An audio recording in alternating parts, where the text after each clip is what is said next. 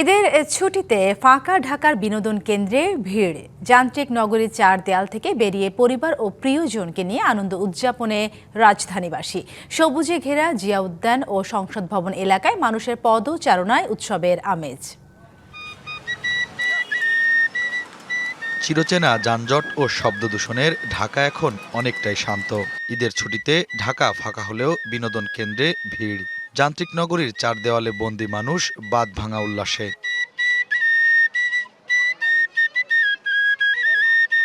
উৎসবের এই আমেজ রাজধানীবাসীর অন্যতম আকর্ষণীয় স্থান মানিক মিয়া এভিনিউ, জিয়া উদ্যান সহ নানা বিনোদন কেন্দ্রে।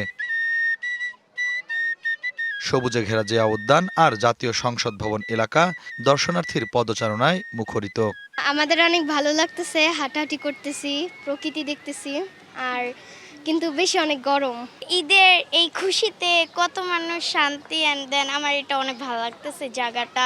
আমারও খুব ভালো লাগছে, যেহেতু আমরা ঘুরতে আসছি সবাই ছুটিতে মিলে, এর জন্য।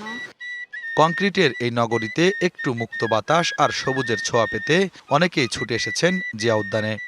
এক কথায় অনেক ভালো, যদি ঢাকা শহরটা সারা বছর এরকম থাকতো। সবাই আসতেছে ঈদ উপলক্ষে, বাচ্চা নিয়ে ঘুরতেছি, খুব ভালো লাগতেছে। খুব ভালো লাগছে, আমি প্রথমবারের মতো আসি নাই, অনেকবারই আসছিলাম। জিয়া উদ্যান দেখতে আসছি, খুব ভালো লাগছে। অবশ্যই অনেক ভালো, মাকে নিয়ে আসা অনেক ভালো লাগছে। তীব্র গরম কিংবা ভিড় কোনো কিছুই দমাতে পারেনি নগরবাসীর ঈদ আনন্দ। ঢাকা শহর তো এখন অনেকটাই ফাঁকা, যানজটের এই শহরে এখন খুবই ভালো লাগছে আর কি, এই জন্যই বের হওয়া আর কি। না, আলহামদুলিল্লাহ অনেক সুন্দর লাগতেছে ঘুরে। বাচ্চাদের জন্য কিছু সময় কাটানো, বাচ্চাদের একটা বিনোদনের একটা জায়গা। পরিবেশটা অনেক সুন্দর, ফাঁকা, মানে কোনো হ্যাসেল নেই। মানুষের এই বাঁধ ভাঙা উচ্ছ্বাসই বলে দেয় উৎসবের রঙে কতটা রাঙানো এখন ঢাকা। শুভ খান, ডিবিসি নিউজ, ঢাকা।